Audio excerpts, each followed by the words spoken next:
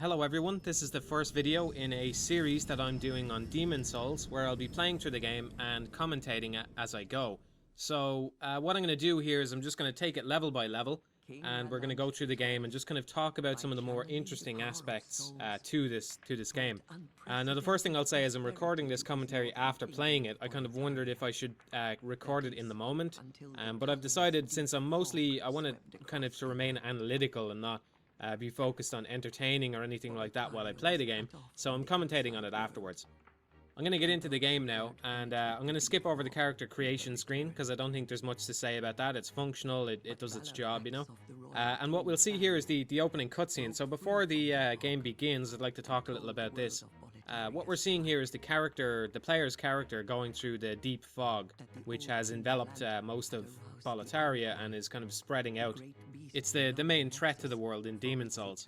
And from here, you will see there's be a white light at the start here, and we can hear the monumental is the person who saves the player's character. So we don't get to see him quite yet, but you know, he's a very recognizable voice and we'll see him very shortly. And what he's going to do is he's going to bring the player's character out of the deep fog, but in so doing, the player's going to get killed.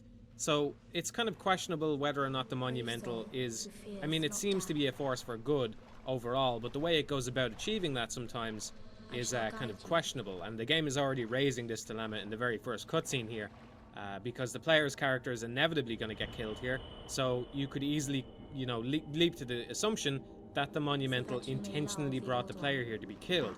And if you think about it, that makes a lot of sense, because the easiest way for the monumental to manipulate the player would be to force the player to be trapped in the Nexus, which is exactly what happens if we die here. So the player is going to be trapped in the Nexus for all eternity, and you know, the monumental is going to have a chance to get the player to kill all the demons and such. Now, once we actually get into the game here, the first thing we're going to see is how Demon Souls goes about its tutorial. I think it goes about it in a very clever way. So what it has here, rather than any character talking to you or anything like that, you're going to have soul signs on the ground which indicate, you know, which button dodges, which button blocks, and so on and so on. So it's very much a way for the game to have a tutorial without it feeling like a tutorial. Really what they've done is they probably came up with the soul sign idea strictly as a multiplayer component, and then eventually realized that they could use that for the tutorial as well. If you think about the tutorials presented in other games, let's say, you know, a JRPG or something like that, and it's strange to think that Demon Souls kind of technically classifies as a JRPG, but we'll ignore that for now. If you think about, say, JRPGs, right, the way they're going to train you on the game is they're going to have a character explain stuff to you, and you're going to, you know, hammer the X button or whatever to get through all that as it goes along. And even if you play the game a second time, you're going to have to hammer that button. So no matter how brief that tutorial might be, you're still going to have to wade through it a little bit and kind of get past it.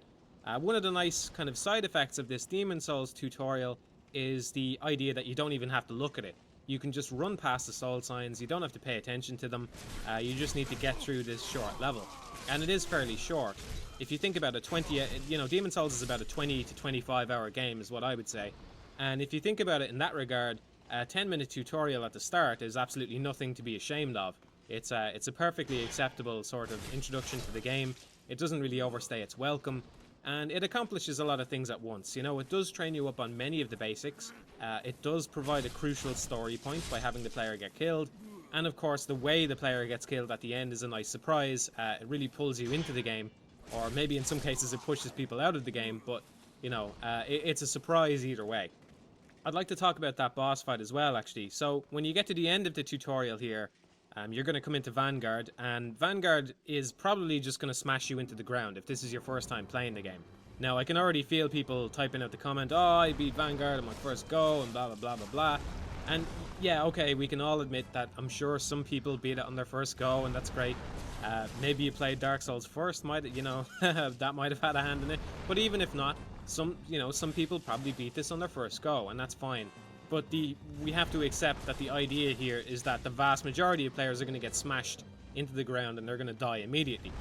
So it accomplishes what it sets out to do fairly well. I mean, it's very scary, you know, you don't expect to see this kind of thing at the end of a tutorial level. It does kind of set Demon Souls up as an intimidating game. I don't really want to talk about its Demon Souls' difficulty compared to other games quite yet, but maybe I'll get into that in a bit. But you know, this sets up the game in a nice, interesting way. It's interesting that they let the player die here, and they don't actually let you die anywhere else in the tutorial. So they are kind of pushing you through to this boss, so you will die at the boss. If you think about it, they could have let you die anywhere else in the tutorial, and the story could have advanced from there. But they do want to make sure you get through the tutorial, and in that sense, they're being fair to new players, you know. So you can't actually die until you get to this boss, as far as I'm aware. Now, this boss is one of the biggest indicators to me personally that Demon's Souls was built from the ground up to be a game which is supposed to be played more than once. So you'll find with the vast majority of games, what they'll do is they'll have some guy, let's say Joe, and Joe works on some small optional part of a level. You know, he builds this building, let's say, where, you know, there's a couple of hidden enemies and a couple of hidden treasures and stuff like that. And it's tucked away, right? So, you know, not all players are going to experience it. But what's happening here is Joe works for your average AAA developer, and as such, he's putting in way more hours a week than he should be. And his home life is suffering. His wife is about to leave him. He's, you know, on the verge of a nervous breakdown. So the people are thinking, well, look, Joe's work has to be in this game. We have to push players towards Joe's work. Or what's the point of even having him here? What's the point of paying him if the vast majority of people aren't going to discover the work that he's just done for the past, you know, week or so? Demon's Souls and Dark Souls don't really conform to that standard most of the time. So, you know, there's very little indication here that you can actually beat this boss. I mean, it has a health bar, but obviously as soon as it hits you and you die, you're probably not going to think that you could have actually beat that, because you're feeling, you know, very intimidated at the minute and so on. But I do think they definitely expected people to come back here and kill this boss and see the optional stuff afterwards. So as we'll see here, if you beat this boss, you get to go into another area where you'll come up against the dragon god from later in the game, and you'll get a few goodies and he'll punch you to death, you know? So yeah, he punches you to death in this cutscene here, and the game continues on from there. So you still end up dying, of course, because that's kind of a central element to the story. But, you know, it's nice that players are able to do this. It's fair as well that if something has a health bar, if something looks like a boss and walks like a boss and talks like a boss, it should be able to be killed like a boss, you know? So that's very fair of them to do that. I do think it's an indicator, though, that they expected people to play this game more than once. And we'll see more of that as the game goes on. There's definitely some provisions in here for people who have already played the game and want to go through it a second time. What I'm going to do now is I'm going to skip directly into Boletaria. I'm going to skip over the Nexus for now. I'll talk about the Nexus in a little while, but I just think it would be more interesting to get into a level straight away here. So when we come into Boletaria, what we're looking at here is essentially the tutorial after the tutorial.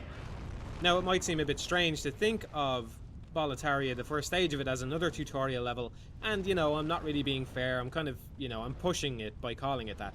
But it does have a lot of elements which differentiate it from the rest of the game, okay? So what we're going to see here is, first of all, Boletaria is very linear.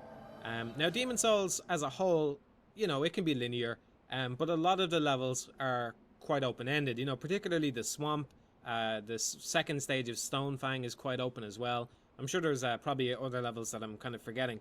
But Boletaria, the first stage of it in particular, feels very much like it's on rails. You know, there's nowhere else to go but the path that you're supposed to go down. Which is obviously, you know, what you want the players to do early on in the game. You want to give them a bit of direction. And now, if you're anything like me, as soon as you get into a level, the first thing you're going to do is you're going to go the opposite way the developer expects you to go, right? So, at the start here, we turn around, we go backwards, and we're going to find a bit of grass. Now, this is something you'll find in a lot of games, and it's always a nice touch, even if it's something small, because what you're saying here, even if you can't quite reward players for exploration right now, what you're saying is don't give up on that kind of feeling, right? If you feel that you should explore somewhere, you should go do it, and you will be rewarded if you can manage to pull that off. So even at the very start of the level, it's kind of communicating that just a little bit with a little bit of grass here at the start. As I said, though, for the most part, this level is quite linear. And in a sense, I think of it as the Demon's Souls gauntlet, okay? So it locks out the other content for you at the start. In other words, you have to get through this gauntlet before Demon's Souls really opens up. And it does really open up after that. But for now, we're restricted to this level, and the game is basically saying, get through this level right now. So the reason I refer to it as a gauntlet is because it's one of the longest levels in the game. It's quite linear, obviously, and it's also a place where the rules of the game are different compared to other areas. So we'll see here we're stuck in spirit form in this level. We have no way of reviving ourselves quite yet, which means we have no way of investing our souls anywhere. Later on in the game, once you unlock the level upgrade system, once you get a few souls, you can spend them. And when you spend them, they're safe, okay? They're not available to lose anymore, because otherwise, once you die twice, you're going to lose them. For the most part in Demon Souls, I'd argue that if you do a bit of grinding, you can get through anything, okay? So some stats are obviously better than others, but if you can push through the game, earn souls, upgrade your stats, by and large, you're going to make it through. And if you get stuck anywhere, you always have the option of going somewhere else, earning more souls, putting those souls into your levels, and making it through the level. That doesn't hold true for this first level though, obviously, which is another reason why I think of it as a gauntlet. It's, usually Demon Souls is a game which is in flux. The levels are getting easier, or the levels are getting harder, or, your soul level is going up and all that kind of stuff. But this level is really fixed, once you die here, you're sent back to the start, and it's just a reset. It's kind of a hard reset on the level. There's nothing here is going to change. It's going to be the same gauntlet, no matter how many times you die, and that's both a good and a bad thing. The game is stressing the short-term consequences of death by making the soul losses more punishing here than it is elsewhere in the game, because you have no way of leveling up. So you could make it, you could pick up, 20,000 souls in this level, and you could lose them, and that would be it, because you have no way of investing them in your levels. Whereas if you were playing another level, by the time you pick up 20,000 souls, you're going to want to come back and pop those into your level bar. So it's stressing the short-term consequences of death, but it's also shielding us from the long-term consequences, which is interesting as well. And because we're in spirit form, we can't affect the world tendency here. So the world tendency will normally go down if we lose our body in a level. It'll tend towards black world tendency, which makes the game harder and harder. But that's not going to happen in this first level because we're in spirit form. It's also protecting us from the consequences of invasion, so there's no way to get invaded in this level either. So you can see then, it's not a tutorial level, but it is in some sense of the word, because it's shielding us from some of the harsher aspects of the game, and kind of stressing some areas of the game to us at the same time. Another thing that it's stressing as well is the shortcut system. So you'll notice this first level of Boletaria has some of the most obvious shortcuts in the game, and that's very intentional. What they're doing here is, by the end of this level, you've probably pulled 3 different levers, which have opened up 3 different gates at the start of the level. And you've probably died a bunch of times as well. So you've learned then 2 things. A, the checkpoint is always going to stay the same. So, if you die, it's right back to the start of the level, and that's that. But then there's the flip side, B, which is you can open up shortcuts, and that will make your life easier. So what it's saying is, it's putting, first of all, the shortcut to the boss is in the most obvious location ever. It actually puts it right in your path. So it's saying keep an eye out for these things. Keep an eye out for shortcuts. Look out for any kind of path or anything that can make your life easier. Because from here on out, they're going to get more difficult to find. They're going to not be as obvious. They're not going to be gates all the time. And of course as well, like any good game, it will play around with its conventions as well. So there won't always be a shortcut, which is what we'll find out later. Another thing the game is doing here is it's introducing its enemies to us. So it starts out with some basic enemies, which are essentially zombies, right? The dredgeling. Now there's nothing too interesting about them, but what it's also doing is once we get up to the knights, it's showing us how the visual language of the game is going to work, and saying if something looks more intimidating, it probably is more powerful. And it's doing that with the most basic kind of enemy types that we'd be aware of. Naturally, the more armor a knight is wearing and the more intimidating it looks, if it has red glowing eyes or blue glowing eyes, it's going to be a better fighter than just these, ordinary guys you've been plowing through. So again, it's setting up an example using the most basic level in the game, Boletaria, which has the most, bland kind of enemy design. I don't want to say bland, maybe that's a little bit cruel, but the point is the enemy designs aren't as wild as they are later in the game. So it does use that to set us up. Another thing it's doing here as well is when it comes to the blue and red eye knights, what you're going to find is they don't ambush you to begin with, okay? And the game will rarely throw a surprise at you without giving you at least some indication beforehand that something is amiss. So you'll find, first of all, it happens with the dredgelings, okay? So you're coming along and you will kill plenty of dredgelings, and they're out in the open. You're in a wide open space. This kind of pathway at the start is very wide open. But later on you'll get into a room and you'll be ambushed from the right by a dredgeling. And it's not the end of the world, you know, it's very unlikely to kill you unless you've let your health get very low. But it's, again, it's training the player a little bit with a very small threat. But it's also allowing you to get used to the dredgelings before it does that. It's not throwing them directly at you from around the corner. It lets you get used to battling them first of all, and then it throws the curveball at you.